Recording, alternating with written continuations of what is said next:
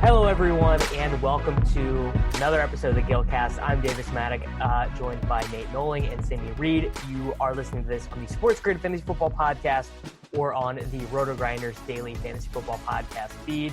And I got to say, I actually think this is the favorite permutation that people have, where I lose because I did something really stupid, and you guys won because you did not do said stupid thing. I think that I think people are going to enjoy the show. That's just my guess. Though.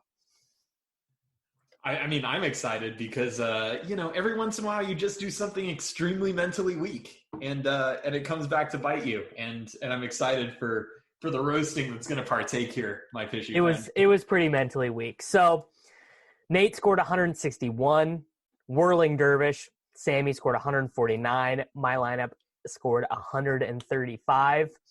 And you guys both played Taysom Hill, who got 25. I played Joe Burrow, who got 12. He tore his ACL on the first series of the second half. I mean, if Joe Burrow just finishes the fucking stupid game. Let me ask you, Davis, do you believe that it's possible that Joe Burrow would not have torn his ACL if you had if I had just played Taysom? Yeah, no, Taysom? I think that this was karma for me being so mentally weak and responding to there were a couple things, right? So first, no. It was one tweet in particular. That is inaccurate. Until 11:45 a.m., you had Taysom Hill in your DraftKings lineup. Schefter sent a tweet out this morning, and there was a whole story on ESPN.com about how not only did Taysom Hill's teammates not want him to be starting at quarterback, but there were people higher up in the Saints organization that wanted Jameis to start this game, and that got me thinking. That got the Taysom might get benched or might rotate thing into the this is a terrible take. Davis, because you know who can't take an L? Nate Noling, Donald Trump, and Sean Payton. Sean Payton is not going to have. This is what I should, Nate, and honestly, Sammy, you're 100% right. I should have just realized this was Peyton's chance against this shitty Falcons team that could put up no resistance, right? I mean, the Falcons today, oh my God, they were so bad. It was like unbelievable how bad they were. Ryan versus Taysom Hill, and they got blown out of the building. They got, and by the way, I don't think that, I mean, Taysom Hill clearly was a good play, right? What he got, 51 rushing yards, 2 rushing touchdowns. But you guys had to have been tilting in the first half watching this dude try and play like Drew Brees. Like, it was unbelievable. Sure. They were not calling designed runs for him. It was insane. For sure. I was definitely tilting at the way he was used. Was I tilting about the fact that I played him? No. When you get a quarterback that projects the way that he projected with the high value fantasy opportunities that he projected for at 4.8, it was a slam dunk. Like, the fact that you got off of him because at 11:45 you read a tweet about punt formations is the most mentally weak thing that you've done all season. It was there's no defending it. It was so mentally weak. It was the punt formation tweet that sent Davis over the edge. It was that tweet. I respect. There are people who all week were just like, oh man, the range of outcomes on Taysom, he might not play. I respect people who, coming into Sunday morning were not playing Taysom and they were building through Deshaun or Lamar or whatever. I don't respect you for building through him all week and then flipping at 11:45 because of a tweet about punt formations. It's the most. It's not true. It's not true that I had him all week. I had Justin Herbert as my cash game quarterback all week. Remember, Davis texted us on Thursday, and he's like, "All right, guys, I think I'm playing right, Chargers Jet stack." And I said, "Welcome." Yeah, I had Herbert and Keenan and Mims, and you guys were like, "What's that? What's that about?" You should have done that. Turned out it was. I mean, that Justin Herbert was in all of 80% of our optimals for cash games on Daily Roto, and I was just like, what is the math? No, the math needs to get Taysom Hill. Dude, and how did you not throw that team in there. in the spy? I did. I played Justin Herbert double stack on the SPY. So I did get a little. I mean, not enough to cover how I lost a mid-sized sedan in cash games, but I was able to recoup a used Ford Focus in some of the Herbert. I mean, it was so mentally weak. I don't have a good I did not play Taysom Hill. What I ended up doing was I played Joe Burrow and what did I do? Oh my God, let's talk about it. I mean, this lineup. You stacked Cincinnati. You said I need Burrow and Gio. Burrow and Gio. That's well. Now that I'm looking at it, I'm trying to remember what 2v2 I even did, and I literally can't remember. It was so long ago. Didn't you have two mid-price wide receivers? You had Keenan. You had no. I had McLaurin and Jefferson, but I was looking to get off of that anyways because I thought that was pretty bad. Like the more I thought about it, I was just like, this is just terrible. It's like to do this instead of playing Adams and Mims. It's just hoping to churn out 17 from two guys instead of getting 30 and 10. Right. Yeah. No. Yeah. That was a good 2v2. Yeah. But yeah, the Burrow and Gio thing together, like on the road against Washington, who has this like destructive. No, absolutely. I'm not going to let this pass at all. This is egregious for you. Look. I know you ran bad for Burrow to get hurt. Like that's obvious, but like this was still bad. Gio had 5 targets and 10 points in the first half. He was going to be the best value running back of the day, and then Davis, if you would have put out a Burrow team on Thursday, Friday, or Saturday, we would have laughed you off you would not have built a Burrow lineup until this tweet at 11:45. Burrow wasn't even that far off of optimals either. Like it wasn't good, but you rolled Burrow in cash. There was Cam, there was Deshaun, there was Lamar, there was so many other guys to build through, and you went with Burrow. Like if you're not going to go Taysom, blow up the build and start over. Don't keep the same build and just move to some other. Like it made no sense to me, the decision. Yeah, you had to go to Herbert or Deshaun, bro. Like the Burrow thing was just really, really. I mean, bad. we had Burrow for 19 points, and we had Taysom for 19.5. So because I had the Dolphins defense in my build, so it was just a 2v2. I just played Lions D Burrow over Taysom. Dolphins defense. That's what it was. I think you needed to blow it up. I agree with Nate. And, also like the big sweat for me with Taysom was him getting the first snap of the game. You know what I mean? Yeah. I was kind of afraid. But if you're even sweating that, this is what I will say, and I think that it's true. If you are even sweating that your quarterback may not start, I mean, you just can't play that guy in cash. If you think he has 1% equity to get 0, you cannot play him in cash. And that's where I ended up. And that's what fueled my decision. What kind of like straightened me out is the fact that, think about this. If Peyton was going to lie, if he was going to put out misinformation, he would have done it the other way. He would have done it the other way. Exactly. Yeah. He would have said Jameis is starting and then gone with Taysom, something they weren't prepared for. So I was like, it was a little sweat, I guess, definitely 1%, but I agree. It would have been the other way if he was. There was just too many reports. It wasn't one tweet from Schefter that was like. But it was a lot of it was in a different direction, though. No, there were so many corresponding reports that it was going to be Taysom.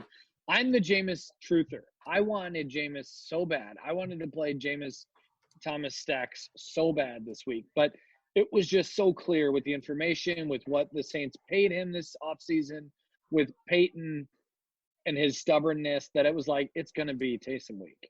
And at 4.8, the way he was going to be used, he was just going to be a smash if he played. So I'm not saying you guys made a bad play by playing him, but I'm saying that playing a different quarterback was not bad because it doesn't. I'm saying playing a different quarterback, you should have played a Cam, a Deshaun, or someone else. It wouldn't have. It would not have. Decision. If I can take a page out of Levitan's book here, it wouldn't have worked with my want plays because, well, one, Mark Andrews was a stone lock, right? And that's the first place that you start going when you start messing around with quarterback, right? As you start trying to find. cheaper tight ends. You can't pay down at tight end at this day and age. Well, he was cheap. He was cheap relative to. I know. But I wouldn't. I don't know. I don't like the idea of, I'm going to bail out 15 minutes before lock. Let me just get the next closest quarterback that I think you is bailed out, but you didn't rebuild. The whole thesis of paying down was that it was Taysom Hill. Yeah, but I don't really think Joe Burrow didn't project all that differently. But it wasn't. You're like overvaluing the mean projection, and not like if it wasn't Taysom. Well, at quarterback, you can feel the most confident in mean projections. So mean projections are best and most reliable with quarterbacks compared to other positions. If it wasn't Taysom, you would have built through Cam or Deshaun if it was midweek or anything else like that. I would have played Herbert probably. You went to Burrow. Right. Here's the other question. On a build. Were you aware of how chalky Taysom would end up being? Yeah, but I actually thought that was a reason to make the swap. Like if you're thinking if you're thinking like I'm getting off this because I think it has a possibility to be really bad, you actually want that. Instead of like 20% of your opponents having him, you want all your opponents to have him, because if you're right, like if Taysom got benched because he was so bad in the first half, it doesn't matter if Burrow gets 12. I scoop, because what did he have at half? Like 2 points or something? Like 4? Yeah. I mean, it doesn't matter. Like he is the worst play of the slate, and I scoop all my games. Right, and you don't feel like Taysom has like that big of an upside where he's gonna like crush your QB. Yeah, I mean two rushing touchdowns and no interceptions is running at about 87th percentile for old Taysom Hill. Hey Davis, did you watch the tape? Did you watch the game? What did you think of him unbiasedly? So unbiasedly, he actually was way better, like way more accurate than I expected him to be. Yeah. Now, what he was bad at, though, is he made one read, and if that read was not open, that was it. It was just like, I'm throwing it away. And dude, Alvin Kamara did not have a reception in this game. Like, yeah, that was extremely strange. I definitely fired off a tweet at halftime. Like, if your game plan was not to do any design runs and not to throw it short to like Kamara, it was. So this is what I will say: if they tried to do this against, like I'll even say like the Vikings, like not even a good defense, but just a defense that's not like the worst. They would not have got. Vikings, by the way. What's that? I said, God bless the Vikings. I won a significant amount of money in a Survivor because of the Vikings today. There we go. God bless. Yeah, I mean, if they tried this against a defense that had any clue of what was going on, you know what I think? They must have prepared like they were going to be facing like a freaking Pat White Wildcat team, right?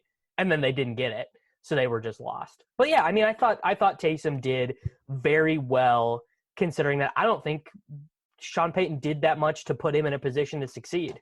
I don't think they tailored a game plan around his strengths or anything.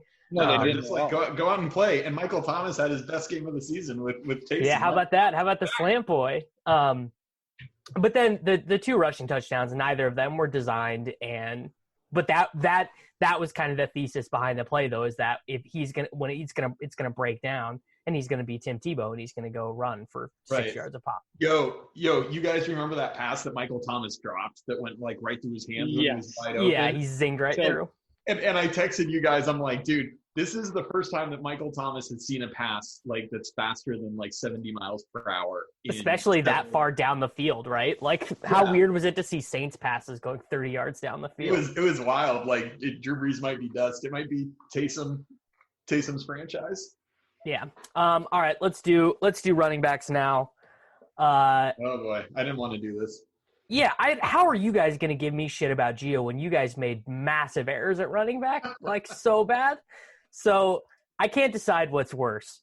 That Sammy, you played Duke Johnson after we spent all week telling Nate, like, this is a terrible idea. Don't play Duke Johnson. No. You told Nate it was a terrible idea. I have receipts. I was always on Duke. But I mean, the fact that you played Adrian Peterson in the year of our Lord, 2020. Didn't I have a Adrian Peterson in Cash Week like 2 or 3 years ago? Yes.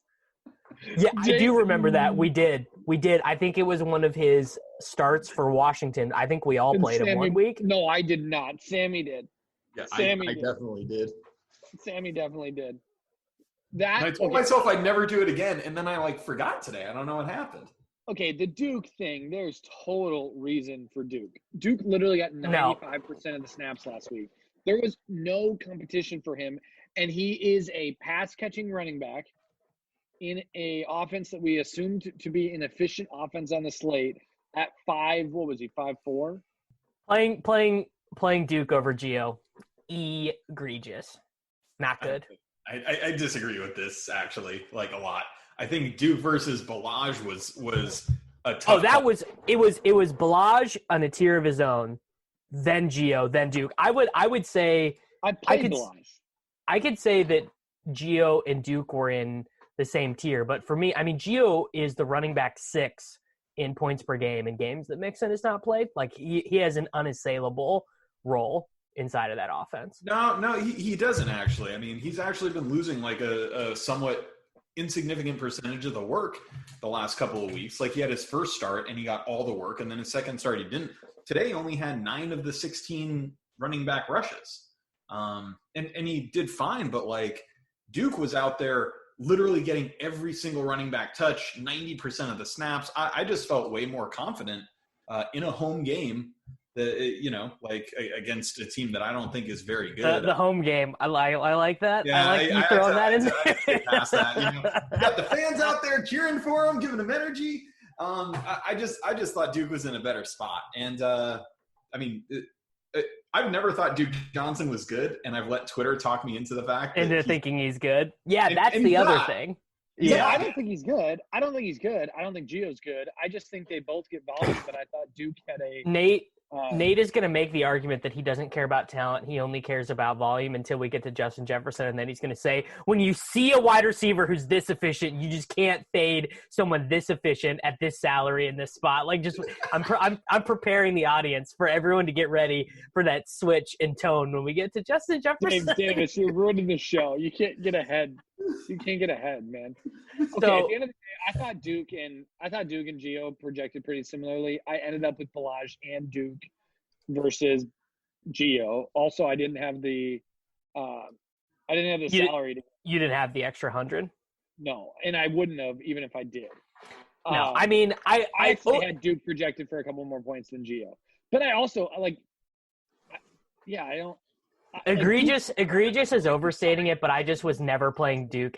I was never playing Duke after what happened last week because kind of the thesis was, Duke Johnson will be more efficient than David Johnson, and they'll throw to Duke more than they threw to David Johnson, and neither of those things were true. And I was just like, I'm out. I'm done. Texans running backs are the worst.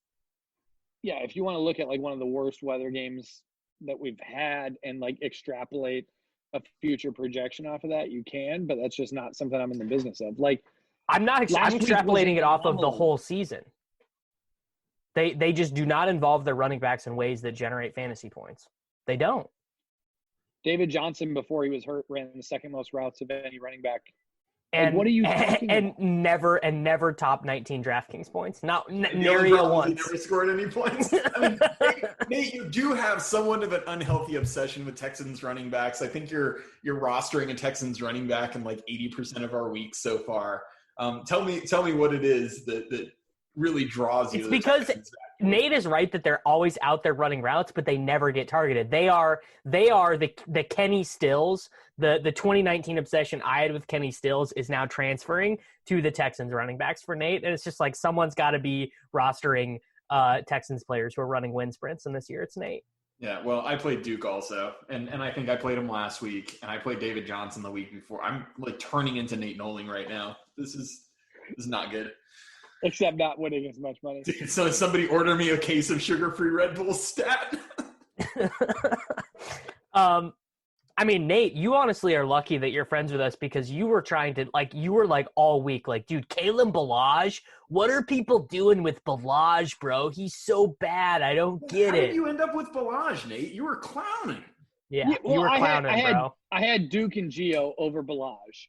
But then I ended up with Balaj over Gio. That was correct. And I mean, all week I had those three running back. I had the 2 5K running backs with Cook, and I just ended up with Balaj over Gio at the last minute. That wasn't what made my day. I mean, what was that? A 5-point swing? Yeah, but I just mean that people who didn't play Balaj are bad, right, Sammy? I mean, kind of, yeah, because so he got 9 targets. He got 9 targets. It's not that people didn't who how many didn't yards play did he Balaj. have? I feel like if you played both of the 5K running backs, I feel like that was sharp. Playing Peterson is where Sammy went wrong. It wasn't that he didn't play Balaj. If he had played Duke and Gio, he would have been fine. This Detroit box score, I mean, it is tough, dude. 7 carries for Adrian Peterson, 6 for Kerryon Johnson, 4 for Matthew Stafford, 1 target, 0 catches, 0 yards for Adrian Peterson. Okay, I don't think Adrian Peterson was on the field in the second half. Okay, who was the Washington? Peterson needs to look up the target. Watch the target on film because it was the greatest. Like, if you need to talk about Adrian Peterson and his pass upside, watch that. I mean, literally, it was like the screen pass. There's nobody near him, and it just he has stone hands, and it was the perfect representation of Adrian Peterson and his pass catching. That was said in our group chat this morning. Like, oh, dude, all these guys are out for the Lions. You gotta give Adrian Peterson a couple targets, bro. You gotta give him like 3 or 4 targets. Amendola's out. They're going to Peterson. So some fish offered me a head-to-head, and he literally played Kerryon Johnson in cash in the head-to-head. I played the same guy, obviously. Yeah, and lost to him. So I believe JD Holstein, our guy, if you're out there listening, you took our money because we didn't play Kerryon Johnson. So my 2v2. So I originally had a 4 wide receiver setup with. It was every optimal basically was 4 wide receivers this week. Yeah, and I don't know why I got mentally weak. I was actually looking forward to the opportunity to play 4 wide receivers and Taysom Hill in cash. I thought that would just be beautiful. Yeah. You guys were clowning me, which was great. But, at the end, I was like, dude, I should just play freaking Peterson over Mims. Like, why should I get a Jets pass catcher when I can get, the GOAT Hall of Famer, Adrian Peterson? I don't know what to say for myself, honestly. I have no – I mean, you did the absolute sharpest thing out of any of the 3 of us, which is that you played Keenan Allen. So I'm willing to forgive it because it got you to Keenan Allen. But this was very much a play bad get there as it pertains to Peterson. So I'm not actually sure about that. And the reason is this. So you've made – and we've talked about this in the past. You've made some really bad cash plays so that you could get the construction that you wanted. And even if that min price guy didn't work out, the construction as a whole works. Yeah, but looking at your team, it's so obvious what you should have done. You should have played 5K running back and Mims over Adrian Peterson and Jacoby Myers. Oh, no, I could never not play Jacoby Myers. I mean, Jacoby Myers was not by the way, I was actually thinking about this today. Nate, literally sharpest dude in the world, played him 3 weeks ago in cash when he was 3,200. When he was a stone Mim, and we all played Mims, right? Yeah, and we all played Mims. No, Nate was super sharp, got a big discount. I never considered coming off Jacoby Myers. He was the number one. But that would have been so much better. 5K running back Mims. Isn't that so much better than Adrian Peterson Myers? Thinking. I mean, everything's better than Adrian in retrospect. Yeah, but I'm even thinking, not even knowing about the results. If I just asked you 2v2, Adrian Peterson, Jacoby Myers versus Denzel Mims and Giovanni Bernard, don't you think 2 is so much better? Probably, yeah. Yeah, no, you're kind of right. You're kind of right. I got stuck. But no, I mean, to be fair, the same thing is true on my team. My not wanting to get off Jacoby Myers ruined what I wanted to do, which was play Herbert, right? But it just ended when I started thinking about swaps, I was like, oh, I got to keep Jacoby Myers, and it ended up yeah. I mean, sure, he was I'm not trying to hindsight Jacoby Myers as a play. I thought he was a great play, but with all the other your want plays, it would have made way more sense to not play Adrian Peterson. You're actually right. And so just to give people a holistic idea of like what I did with my lineup, I played Taysom Hill, and then I had Cook and Duke and Adrian Peterson. And I did this so that I could play Devontae Adams and Keenan Allen together with Jacoby Myers. And then I punted tight end. I didn't play Andrews like a sharp. I played Logan Tom Ass like a fish. But the whole – I just went into the week thinking, you know what? I really want to go stars and scrubs this week because I felt it would be a low-scoring week. And in those weeks, I think you really need access to the guys who can potentially blow up. Like, you have to have those, like, dudes who get the big scores because you're not just going to, like, have a strong, solid performance up and down the lineup. I just didn't think we had the value available to us on this slate. Yeah. So that's because you faded. You didn't see the value in guys like 4.9, Mark Andrews. Not a lot of value. Not a lot of value there. Yeah, I mean, I really actually, you know what? We can talk about Andrews now. No, I didn't. I just thought it was so bad, but it's like when you get in that mindset of like, well, why would I? It's like not even worth arguing with you because it's like you're not going to agree with me. But I'm just like, I think this is terrible, and I think not playing Andrews is so bad.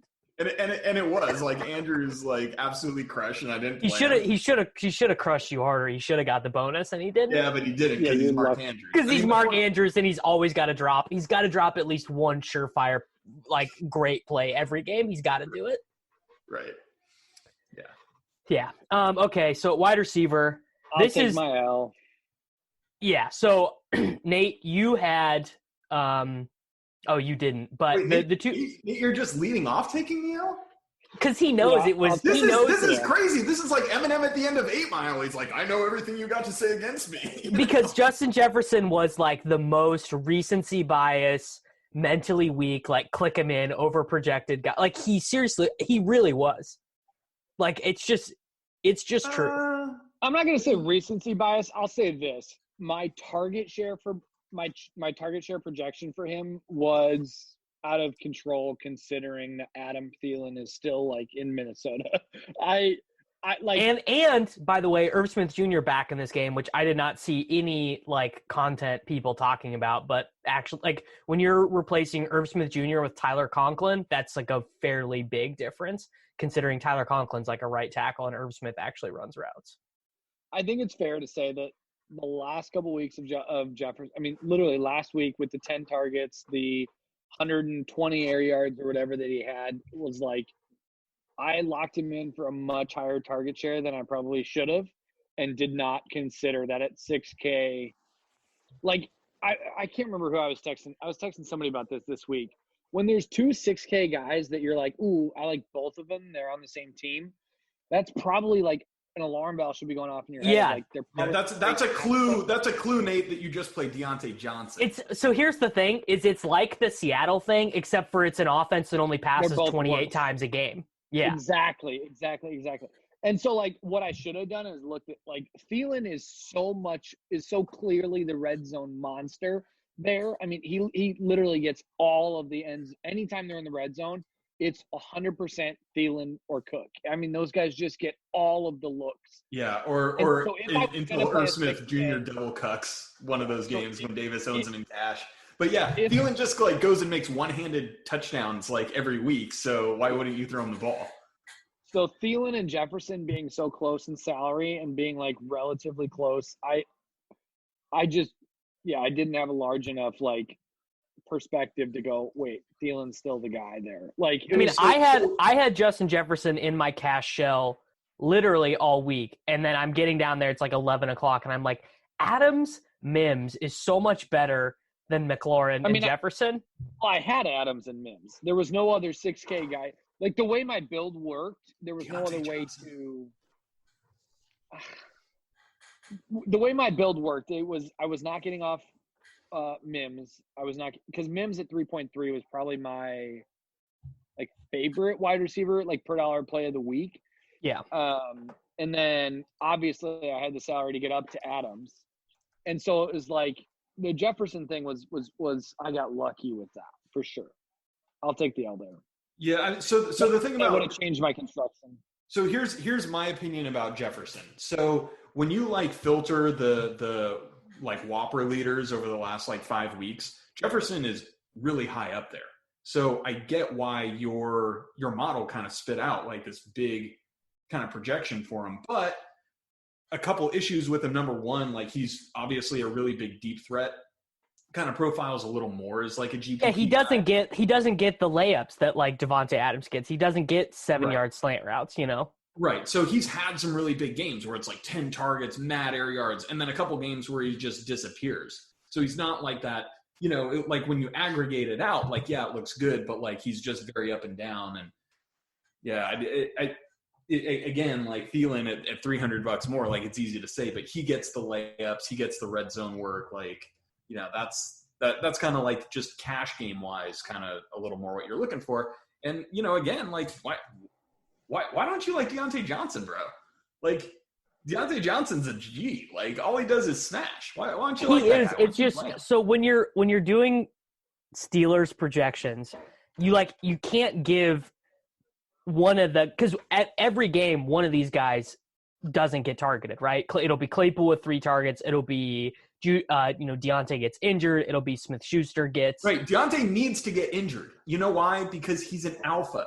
If he doesn't get injured, I'm not going to engage with the alphaness, but I will just say it's very hard to accurately model the Steelers wide receivers' median perspectives because they can get 4 or they can get 30 so easily. Yeah, but Davis, you're sitting here talking about projections. It's like, bro, this is more of an art. You just got to know that the guy's. Yeah, I mean, I did not consider Deontay for a second in cash, but I did play him a lot in tournaments, so that's probably like it is one of those things where it's like if you're so excited to jam dudes in tournaments, and you know what it actually was? I was taking a screenshot of my teams, like my single entry and 3-max teams to send to Overzet and Karain, and I realized like I have this whole lineup of guys, and this was when I had McLaurin and Jefferson, that I just am not interested in tournaments at all. I don't want to play McLaurin in tournaments. I don't want to play Jefferson in tournaments. Why am I playing these dudes? And that was when I swapped to Adams and Mims, which is pretty helpful. The Deontay thing, the variance on the Pittsburgh wide receivers from Deontay to Claypool to Schuster is just so high week to week. I don't think I'll ever end up with one of them in my cash games. Bro, Deontay's literally had one game all season where he didn't get hurt, where he like didn't have a game. That was the game I played him against Baltimore. He's an alpha, dude. He's an alpha. Alpha. Sammy, the one week you played him. I mean, I love Deontay. Claypool is insanely talented. Yeah. But I don't think I'm going to play those guys in cash. Like, I just won't. It's like back when Martavis Bryant scored like 10 touchdowns in a season when he played with Antonio Brown, but was never playable in cash. Yeah, that's Claypool. That's fine. You know, yeah. Claypool. So I think, Sammy, I get why you're excited about those guys as like a fan of the team, but as like a DFS, like if you're grinding cash games, like I don't think those guys are gonna be. I don't know. Bro, Deontay Johnson had 16 targets, dude. What are you talking about? Yeah, it was unbelievable. And next week he could have 6, and Claypool could have 10 and 3 touchdowns. Well, they're not on the main slate next week. Okay, whatever. Thanksgiving. Let's go. Deontay against the Ravens. This is your time. This is your time to get even, bud. This is it. All right, we're going. So before we look at the salaries for next week, I mean, we do need to absolutely roast Sammy for not playing Mark Andrews. Hold on. Time out. Can I just read this to you? Deontay's last 5 games, 16 targets, 11 targets, 10 targets, 3 against Baltimore, and 15 targets. Like, I'm just throwing this out there. You gonna play him on Thanksgiving Day cash? You're damn right I am, of course. Okay, Sammy, you're reading raw target numbers instead of target share numbers. His target share numbers, 23, 22, 9, 30. He's had one game over the last since week 2 above a 25% target share. Yeah, but the thing that the Steelers have started to do is they've stopped running and they've taken James Conner off the field, and they understand that their 4 and 5 wide packages are where they're going to live. Yeah, they're like James Conner, dude. Good, nice having you, bud. Have a nice life. You got to watch the tape, Nate. You got to understand this is how the Steelers. Dude, people. I hope you guys are ready for him to get touted heavy on the Thanksgiving slate. Like, the people are off him. You know, the Steelers' offense are going to have great success. They do run when they're inside the 5-yard line. Benny Snell was in when they scored the touchdown last week. But, you know, James Conner's going to be a sick leverage play on Turkey Day. Like, you just be ready for that. Claypool has literally had a higher Whopper than him every game in the last 3, though. Like, I don't understand how you're making this case that Deontay is just the clear alpha here. Claypool could easily be at any one of these games. He was the last 3, each of the last 3. Yeah, but Claypool's not taking food off Deontay's plate. Deontay is eating every game. Every game he gets up the one who seems to be most sensitive game to game is Smith-Schuster. Yeah. Oh yeah, which Schuster will never see one of my cash teams. I'm just saying. Right. It's Claypool is right there, and I don't know. All right. Well, yeah, enough talk about a guy that none of us played in cash. Let's fucking roast Sammy here for this dumb shit playing Logan Thomas instead of Mark Andrews. Sammy, he was 4-9. No, this dude. Okay, I just need everyone to appreciate that Sammy didn't play Mark Andrews and did play Adrian Peterson. And it was just like, whatever, dude. I'm cashing. Doesn't matter. Cash them checks, because he was smart enough to play Keenan Allen. That's right. Not playing Mark Andrews was egregious, though. Look, bro, Alpha's only in this lineup. I just want to get as many Alphas in this lineup as Logan Thomas, big alpha. Mark Andrews is not an alpha. Like, he's a good player, and he's fine. Mark Andrews, though, he actually is an alpha in that he leads his team in target share and Whopper and in everything all important. The other things. And he was 4.9K. Like, and this was a game. This was a game where they weren't going to be able to go into the shell and run 400 times with Gus Edwards. Yeah, what did Jackson throw? He threw 29 times, which, I mean, Jackson throws for like 200 yards every game. I don't know. I didn't think he was a bad play. I was just like, you know what? Like, I want guys who can blow the F up. And Mark Andrews is good. What doesn't make sense to me in your head is that at 4.9, you were like, you know what 4.9 guy I'm playing? Jacoby Myers instead of Mark Andrews. Like, I get that Myers was a good play, but Andrews was the better one. Like, far better. So I could have gone down to Mims and gone up, yeah. You the straight up exact same salary. Is it Mims, Andrews instead of Myers versus and Thomas? Oh, tough scene. Yeah, that would have been pretty good, actually. Did Jacoby Myers was having like a 45% target share over the last couple of weeks? Like, didn't you see him throw that touchdown to Rex Burkhead? Times. Yeah, he threw a great touchdown. Like, that was awesome. Mistakes were made. Let's throw it out there. Here's the thing. It let me get to Keenan Allen, and Keenan Allen was the slate breaker. Like, I mean, that's the whole thing. The whole thing is yes, we do talk about making some, like, sacrificing, half a point in projection here or there to get to those guys who can break the slate. But you already had that guy with Devontae Adams and Dalvin Cook, really, for that matter. So it's like, at a certain point, like, we're not min-maxing here. Like, we're not trying to win GPPs. We're just trying to, beat a reasonable number of our opponents and churn out wins over large volume. And let me tell you, last week I got off my original build, which at the beginning was just all the best plays. Like, I had Devontae Adams last week and like some other stuff. And as the week went on, like, I went down to Aaron Jones and, instead of Kamara, and I was just like, this week I was like, you know what? I'm not going to do that. I'm going to play just the smashers and screw everything else. I'm just going to do reasonable punts and play the smashers. And I'm proud of myself. Let me just say, I'm proud of myself for staying strong. All right, quick break for us to tell you about our friends over at Manscaped. They're our sponsor this week on the podcast, and makes a ton of sense with it being holiday time. And Manscaped, they're the number one wished for gift of the year. Well, that's what I like to think, because they're the best in men's below and above belt grooming. So check them out over at Manscaped. And they also have their performance package. It's the ultimate men's hygiene bundle. It's really a great gift because obviously you're going to get the lawnmower. Don't need to go into that. But they have something in this as well. It's a ear and nose hair trimmer called the Weed Whacker. There was nothing worse in my life than my wife looking at me and saying, "You've got a long nose hair," and literally going and trying to pluck it out. That's how unattractive it is to your significant other when you have those things. That they actually want to grab them to rip them out. And it's painful, and it's not fun, and it's honestly unattractive. So just another thing that they've got in manscaping. We know about many of the other liquid formulations, the Crop Preserver Ball Deodorant, Crop Reviver Ball Toner.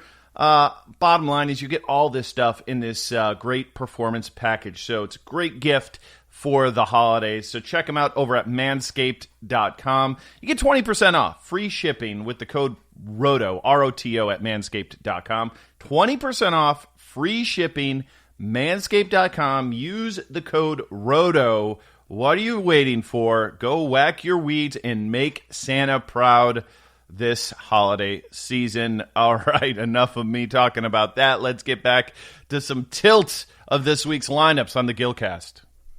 Well, a lot of pride over here on this end of the microphone, boys. Yeah. All right. So I don't want to say about Jacoby. I think a lot of listeners are probably like tilting Jacoby. Nobody knew Harry was going to get the workload that Harry got here. It felt like. Well, Patriots buddy, Harry's workload was not particularly the problem. Yeah. I mean, it was part of the problem, but Bird. Jameer Bird, we all knew was like Jameer's talent. Like they liked Jameer Bird. Like and another thing is James White with 9 targets after Cam had not been targeting the running backs at all. Yeah, I thought N'Keal Harry was like dead though, and to see him come out with 4 times the targets of Jacoby was like a shock. Yeah. Well, so I think Jacoby ran bad. I did fade Jacoby, and I feel fine about that decision considering my 3 wide receivers. But you didn't play Jacoby Myers. Wow. Was any part of that like? Well, I just paid $3,200 for him a couple weeks ago. I'm not paying $49 this week. No, I try not to make mentally weak decisions like Davis would. Every week's a new week.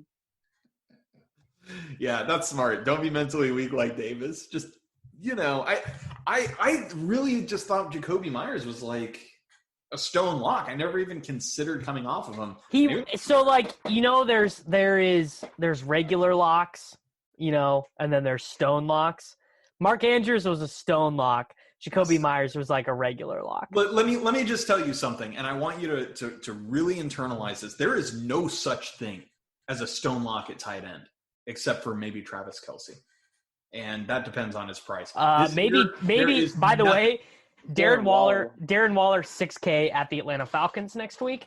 Oh yeah, let's jam him in. It's Waller week. All right. I think you guys know who I'm building through. Denzel Mims, $3,500, dude, against the Dolphins. I haven't pulled like air yards data yet, but he's got all of them. And he had a number of like deep pass interference calls that may not show up. He's the guy. Yeah. Let's put him in. I'm hoping that both Austin Eckler and Myles Gaskin do not come back next week because Kalen Ballage is $5,800 and Savon Ahmed is $5,100. And Ahmed was actually targeted this week. He had 6 targets. Maybe he briefly leaving the game with a shoulder injury as Matt Breida received only 2 touches and Patrick Laird had 1. Tough scene for our Laird and Savior. He did have 6 targets. Ahmed. Yeah. Sammy, how's it feel to get the ceiling game from Keenan Allen and still lose to me by like 13 points? Well, he got 1 point. He got 3 combined points from his tight end and his flex. You didn't get that deep bomb to Jefferson, bro. You just ran hot. Like it's all good. I mean, literally, Nate was on like the razor's edge of maybe not making money, and then Justin Jefferson was just 60-yard touchdown. Yeah. No, I was not on the razor's edge. It was like a 30-yard touchdown. I still would have. The cash line in the $25 massive double up was like 145, and your lineup without that 13-point play would have been right there. I would have been fine. Still would have been 10. Nate, you just keep jamming in your 5 targets for $6K, and we'll just. It's even worse than that because I believe that the interception at the end of the game they counted as a Jefferson target, so it was really only 4. Oh yeah, $6K, 4 targets. I like that. Keep. I took my L. I'm honestly, I feel as if everyone here has grown and learned something because we didn't even have to have like a 17-minute discussion on why Justin Jefferson maybe is not optimal. We just and it wasn't even a Nate play. Like, it's so not me. No, the Nate play was Kalen Ballage, but you didn't want to make it. That's what was so bizarre is that you were like, I like Gio a lot. I like Gio a lot, and I liked Duke a lot, but I ended up in the right place. Yeah. All right. Let's look at some of these salaries for next week. We have. It looks like Thanksgiving salaries out. Maybe. I don't know. I don't. We should do a separate Thanksgiving show though, right? Okay. There's a recap. Yeah. Yeah. They are out, but yeah, we should do a separate one like tomorrow or Tuesday or something. Okay. Yeah. Yeah. All right. So let's look at some of these. I guess it looks like the good games. We have the Chargers are playing Buffalo. Chiefs at Tampa Bay, but that's kind of gross because the Buccaneers defense is so good. But Clyde Edwards-Helaire, the salaries were out before this game. Clyde Edwards-Helaire, 6,400. Can already point out a popular cash game play that Nate is not going to be on. I mean, Nate's made a lot of money by not falling for that. Yeah. Pretty much all of Davis's like sharp like running back rookie takes of, oh, it's got to be Jonathan Taylor week. Oh, it's going to be. Hey, bro! It literally finally was Jonathan Taylor week today. You guys want to know what my favorite part of today was? It was normally Davis texts us at like, early ass in the morning and he goes, "This is the team. This is it." I had no idea, dude. No, and today he texted us and he goes, "I think I'm going to lose today." I was right. I've said this before, like generally speaking before lock, you're like, if I will probably win because these things are in a very tight range of outcomes. But today I was like, dude, anything could happen. Like I have no idea what's about to transpire. And as the season goes on, a lot of people are not playing cash games anymore. The field's pretty sharp for the most part. The guy who played Kerryon Johnson against us, right, maybe is an argument that there are still good games to be had out there. But let's talk about swapping real fast because there was a point where we considered. I swapped on FanDuel today and it made me a lot of money. Did it? What was it? I swapped. So on FanDuel I played Juju Smith-Schuster in cash actually. So that wasn't great. So because he did so bad, I swapped and it was Aaron Jones and Ezekiel Elliott over Dalvin Cook and Kalen Ballage, right? So Dalvin had a good game, but Zeke matched him, maybe even outscored him, actually. I don't even know. And he might, on FanDuel, he might, or no, so he didn't. He got 18, but then Aaron Jones got 15, and Kalen Ballage had, on FanDuel, had 9 or 10. Ballage was the only one not to score. I actually lost. I did swap in, 2 head-to-heads. So I decided not to swap because I knew that, and we texted about this, I knew that the majority of the field would not have Keenan Allen and Devontae Adams together. And so, but I did swap in 2 head-to-heads, and I lost them both. If you swap off the guy who scores 38 in your dog shit Adrian Peterson lineup, you're probably not going to get there. That's what happened. Yeah, but if I hadn't swapped, I would have won both those head-to-heads. I'm pissed. Yeah, I mean, don't ever do that. Don't ever do the accounting on if you should have done the swap or not. You just gotta be comfortable with the decision at the time. As someone, you guys don't. So not even last year, but in 2018, I made 2 of the biggest disaster swaps ever, and I just learned at that point, no, just never go back and look. You just do not go look. Dude, they've priced Matt Ryan under $6K at home against Las Vegas. They're done with Matt Ryan. Julio Jones is 6,500. Oh my God. He's not going to play the full game. Oh my God. So we're just going to stack that. I'm just going to go. When is the last time Julio Jones finished a game? He finishes games, but he always comes out for a couple plays at least or a couple drives. What is the, like, why is he even playing, dude? Like, just, you're rich, you're handsome, bro. Just like you're on a losing team, opt out for the rest of the year and just go, like, hang out, dude. Like, read some books. You know what the worst part is? He made that catch in the Super Bowl that should have clinched the Super Bowl. That could have been like a career-defining, like, moment for him. Yeah, blocking moment, and they lost that Super Bowl. And I mean, that's why he's still playing, bro. He's chasing it. It's not going to happen though. Chris Godwin, 6K at home, and what's easily going to be that total is going to be so high, right? Rams, Chiefs. What's AB? Or not Rams, Chiefs, Buccaneers, Chiefs. AB is 5.7. I'm playing AB though. Yeah, that's big. Sammy Reed energy for sure. Oh yeah, dude, he's got a lot of air yards since he came back, bro. Tom Brady loves him. Hey, James Robinson, legit cash play this week, I think, at home to the Cleveland Browns. Yeah, I mean, every week. I almost played him in cash this week. I did too. I think it would have been pretty bad this week.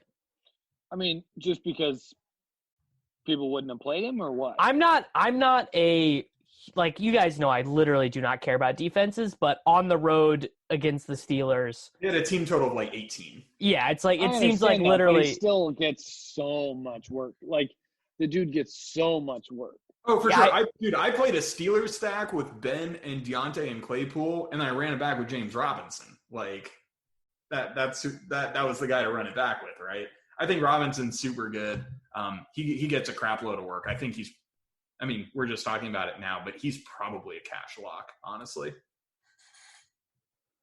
Like, this coming week. I have no idea what construction is going to look like, but bro, I mean, all he does is get work. Yeah. I mean, I am for my own selfish reasons, I am hoping that Austin Eckler and Myles Gaskin take another week off because running back looks brutal. Kenyon Drake and Chase Edmonds are both priced at 5.4 and 5.3 against the Patriots. The Cardinals are going to have an insane team total in that game. I wonder what is in Keel Harry. You're not in Keel. No, dude, he just got 8 targets. So next week he's going to get 1. You're not going to play in Keel Harry. I will literally give you money. I mean, I'll guarantee you right now, I will probably play him in some single entry thing with Kyler. I mean, you can do it in a tournament, I suppose. I'll play Mims in cash. Yeah. Mims is like a $4,500 wide receiver priced at $3,500. Yeah, we basically have our whole lineup picked out. I mean, Derek Carr might be the quarterback, right? He's Herbert, dude. Herbert at 7-2. Herbert threw 49 times in a comfortable, never in doubt win against the New York Jets. Yeah, that was pretty awesome, bro. Keenan Allen had 25 points at the half, and then they kept throwing to him. They finally watched the tape and were like, "Oh, we're so much better when we're passing instead of handing off to Kalen Ballage." Yeah, that was sharp. That was very sharp. I like that. All right. I don't see anything else here that we need. I mean, maybe Slant Boy. Is Slant Boy in play at 7.4K with Taysom as his quarterback? Not out of the dome, bro. Oh yeah. Yeah. I wonder how. We're not playing him out of the dome. I wonder what Cardi played today. Cardi, if you're out there, you're the reason I played Adrian Peterson. Screw you, buddy. Yeah. Well, I think Cardi might have played the Terry Justin Jefferson. I think. I mean, look, my heart goes out to you, Cardi, because if you played Adrian Peterson like me, I hope you did the same thing as me. I hope he didn't. I hope 6 minutes, 30 minutes before lock, he's like, "Oh, I reran my projections and AP's bad now I'm not playing him." He probably did. He probably just, for the first time ever, didn't go with the projection. And he's like, you know what? Adrian Peterson's dust. I can't play him. But you never know. Yeah. Sammy, you got so lucky with the Keenan thing. Whatever. Keenan ran so. Yeah, dude. Whatever. It's just I played Logan Thomas. I played Adrian Peterson. The fact that Sammy made money and Davis didn't, even though Davis like fished it with the Taysom fade, is like I fished it like 10%. Sammy fished it like 37%, but he got there. So Sammy always says these lineups that I look at and I'm just like, I don't know. You guys can lick a rectum because here's the thing. All week I was like, I'm playing Devontae Adams because I only play alphas, and you guys didn't have no Devontae. And by the end of the week, you were right there with me. I was the first one. We were playing Taysom Hill. Like, dude, you guys end up with the same stuff as me. It just takes you a while. And well, not always. Well, I mean, sometimes we back off at Taysom Yeah, Hill. yeah. I mean, I looked at Adrian Peterson for about 17 seconds, and I was like, no, I got to respect myself more than this. I can't do it. You know what? You just got to play as many alphas as possible, man. That's how you make money. That's how you do this thing. Yeah, that's how you get second the play works. Davis, that's how you get second place. Hey, I made my money, Nate. What can I say? There we go. All right, boys. That's going to do it for us here at the Gillcast. We'll be back next week. Maybe we'll even do a Friday morning Thanksgiving Gillcast. If I don't know, you guys do that. You guys probably have to go in the office, right? No, we go. Friday I'm off. Yeah, there we go. All right, yeah, we'll do. Real jobs on Thursday and Friday off day, so we're good. Wow, beautiful. All right, we'll see you guys later.